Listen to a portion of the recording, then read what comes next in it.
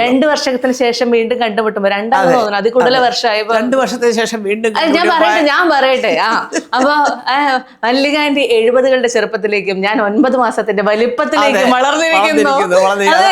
2 വർഷത്തിന് ശേഷം കണ്ടതിലും വയറ് വല്ലാണ്ട് വളർന്നിരിക്കുന്നു. ഞാനും പറയാൻ ഞാൻ നമ്മൾ തമ്മിലൊരു സിമിലാരിറ്റി ഞാൻ കണ്ടു. എന്താണെന്നറിയോ? അതായത് വ്യസന സമേത ബന്ധുമിത്രാദികൾ അല്ലെങ്കിൽ മത്സര ക്ലബ് ഈ സിനിമകളൊക്കെ എന്ന് പറയുമ്പോഴത്തേക്കും നമ്മുടെ 70കളിൽ നമ്മൾ ചെയ്യുന്ന സിനിമകളാണ്. എന്നോടും ആൾക്കാർ ചോദിക്കും ഈ 9 മാസമൊക്കെ ഇനിയെങ്കിലും ഒന്ന് വീട്ടിരുന്നൂടെ പ്ലീസ് എന്ന്.